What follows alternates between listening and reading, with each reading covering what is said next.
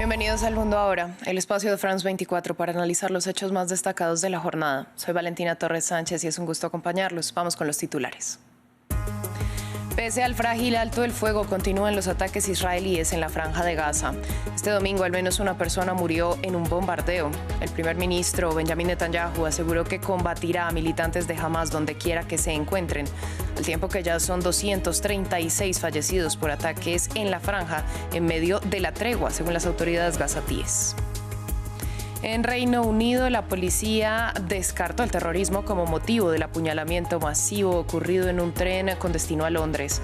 11 personas resultaron heridas, 2 de ellas de gravedad, y 2 hombres británicos sospechosos permanecen bajo custodia de las autoridades.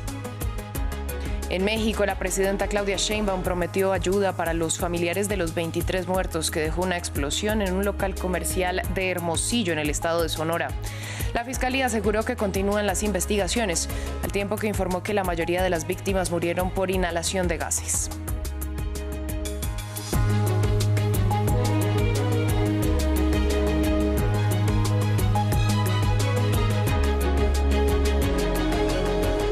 Damos inicio en la Franja de Gaza, donde el cese del fuego no ha logrado que Israel detenga sus ataques. Este domingo al menos una persona murió por un bombardeo. Esto en medio de acusaciones cruzadas entre Israel y Hamas de haber violado la tregua. El primer ministro Benjamin Netanyahu dijo que los ataques contra militantes de Hamas seguirán donde quiera que se encuentren. Desde el Ministerio de Salud gazatí denuncian que 236 palestinos han muerto por fuego o bombardeos israelíes desde que entró en vigor el acuerdo de alto el fuego. Mi directiva es inequívoca. Si se intenta dañar a nuestras fuerzas, atacaremos tanto a los atacantes como a su organización para proteger a nuestras tropas. Esa es nuestra exigencia. Informamos a nuestros aliados estadounidenses, pero no les pedimos permiso. Esto debe quedar claro, porque escucho muchas cosas que simplemente no son ciertas. Mantenemos la máxima responsabilidad en materia de seguridad y no renunciaremos a ella. Seguimos en la Franja de Gaza, donde la realidad de decenas de residentes es aún complicada debido a la imposibilidad de llegar a las ruinas de sus hogares y recuperar algunas de sus cosas, ya que se encuentran del otro lado de la llamada línea amarilla, delimitada por Israel. El temor aumenta entre los locales debido a que una violación a esta demarcación implica que las fuerzas israelíes respondan con disparos, por lo que muchas familias instalaron sus tiendas de campaña en zonas consideradas insalubres como un cementerio.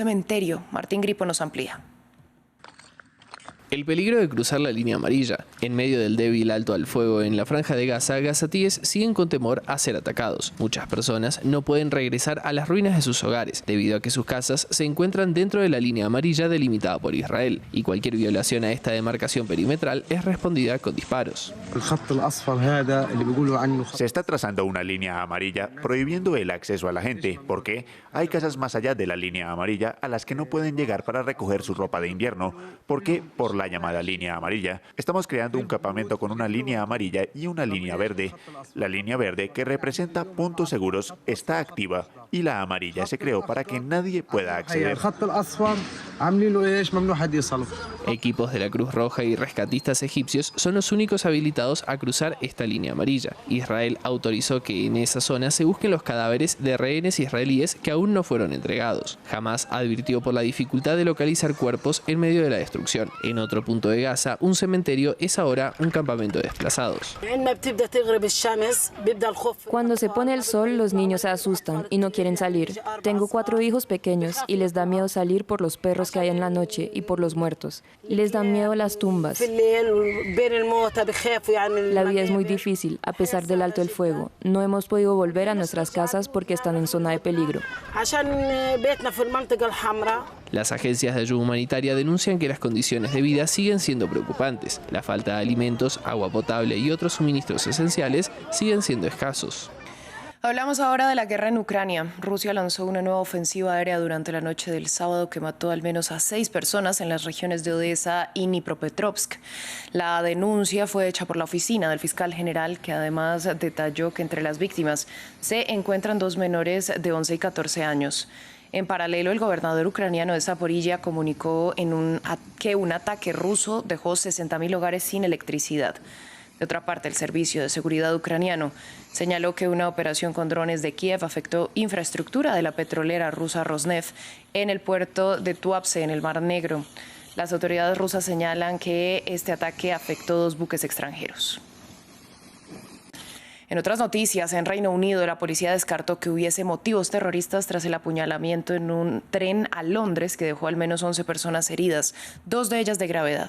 Esto al tiempo que informaron que 2 hombres británicos de 32 y 35 años están bajo custodia y fueron acusados de intento de asesinato.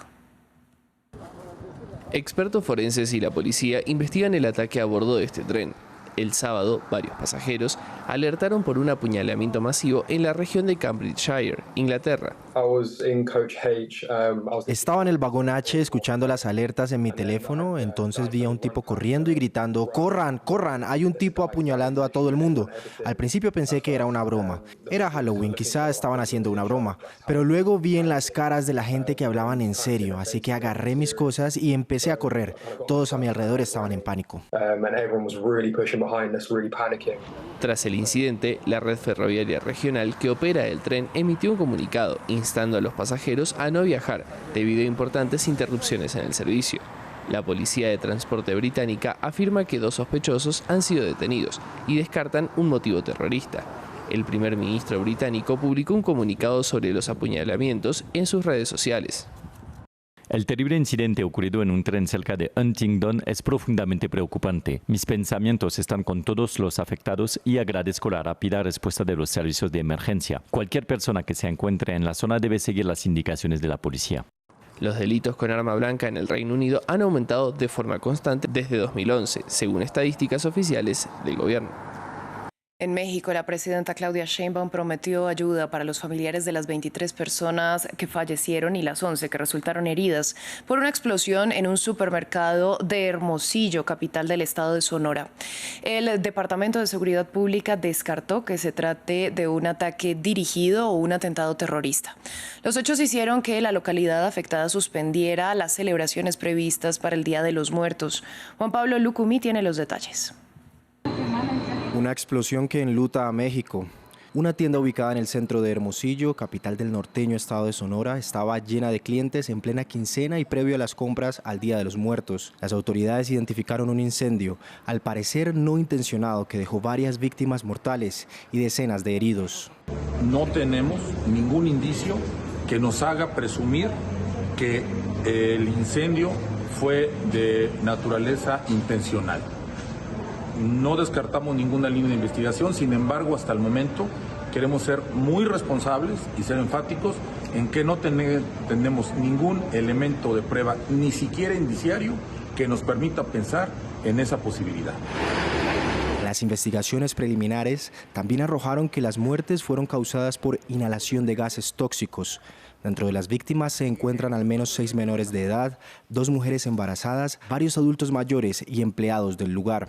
Mis sentidas condolencias a las familias y seres queridos de las personas fallecidas en el incendio ocurrido en una tienda en el centro de Hermosillo. He estado en contacto con el gobernador de Sonora, Alfonso Durazo, para apoyar en lo que se necesite. Instruí a la secretaria de Gobernación, Rosa Isela Rodríguez, para que envíe equipo de apoyo a fin de atender a los familiares y heridos. Los equipos de bomberos, policía municipal y protección civil continúan trabajando en encontrar las causas del siniestro y han ofrecido apoyo psicológico y asesoría jurídica gratuita a las víctimas, mientras también se determinan los daños de la zona afectada. En Jamaica, las autoridades continúan evaluando la magnitud de los daños causados por el paso del huracán Melissa. El ministro de Salud declaró que el número oficial de víctimas mortales aumentó a 28, pero que podría seguir incrementándose cuando los equipos de emergencia puedan acceder a las zonas que siguen bloqueadas. Esto mientras que 500.000 de personas están sin luz y las zonas agrícolas quedaron devastadas. Melissa azotó el suroeste de Jamaica con una furia sin precedentes, causando varias muertes y un número todavía desconocido de desaparecidos. El gobierno jamaiquino aún evalúa los daños. Quiero agradecerles a todos los que han dedicado su tiempo y esfuerzo, incluso arriesgando su propia vida, para garantizar la seguridad de sus pacientes y que la población siga recibiendo atención, aunque sea con un nivel mínimo de atención médica. En el campo, los agricultores describen la magnitud de la catástrofe.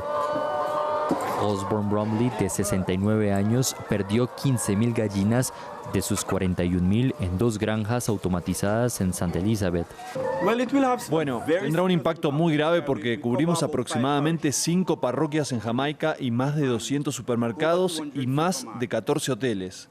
Así que tendrá un impacto grave porque se supone que somos la granja de huevos más grande de Jamaica. Sin seguro y con una inversión de 540 millones de dólares jamaiquinos evaporada, advierte que habrá escasez masiva.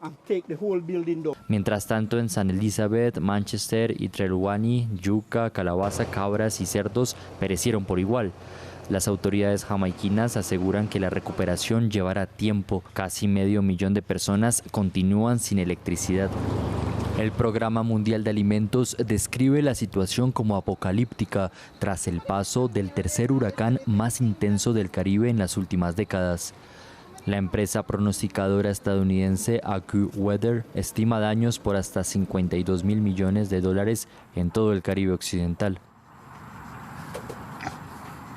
Revisamos otros temas. El secretario del Tesoro de Estados Unidos, Scott Bessent, indicó que China es un socio poco confiable en algunos ámbitos comerciales.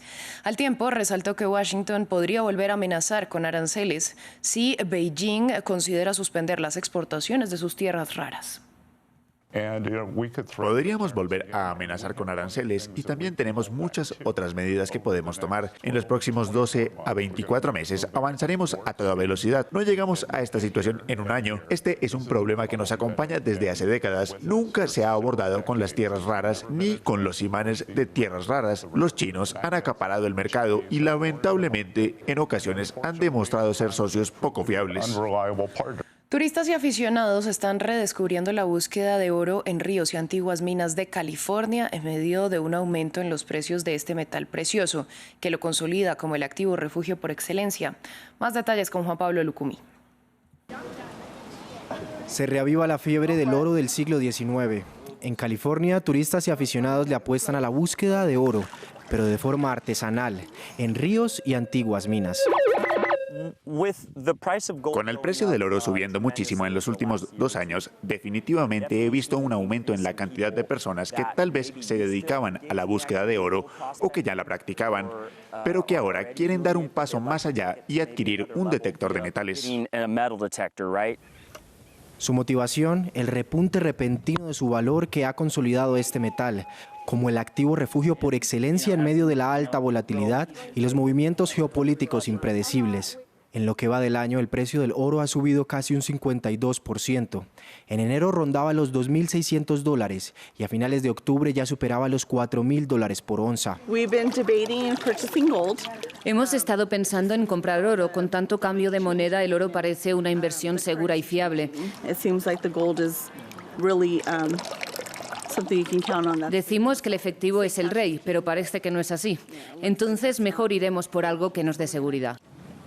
El oro suele ser el activo en el que las personas encuentran refugio para que su dinero no pierda valor, pues con el paso del tiempo tiende a apreciarse. Su atractivo radica en que no depende de la solvencia de un gobierno o de una entidad emisora, como ocurre con los bancos o las divisas. Cerramos con el aniversario número 50 del asesinato del célebre cineasta y escritor italiano Pier Paolo Pasolini. Medio siglo después, el crimen sigue sin ser resuelto, pues el joven que confesó nunca convenció a las autoridades. Pasolini fue una de las voces más destacadas del siglo XX italiano, con sus abiertas críticas al consumismo y a la burguesía, pero también un sinónimo de escándalo tras ser acusado de lo que en esa época se denominaron como actos obscenos y lo que le costó su expulsión del Partido Comunista. Así llegamos al final de esta emisión de Noticias en France 24. A ustedes les agradecemos su sintonía y les recordamos que pueden ampliar todo nuestro contenido en la web france24.com.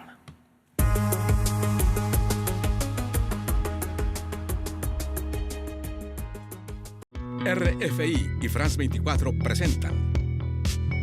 Les invitamos a hacer una escala en París, con personalidades del mundo de las artes, la ciencia, la política, el deporte. Un puente entre París y Latinoamérica para acercarles toda la actualidad y el debate de ideas.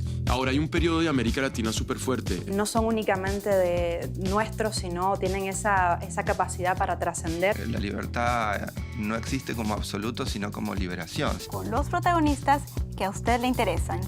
Escala en París, un programa en colaboración con RFI, presentado por Aida Palau y Florencia Valdés.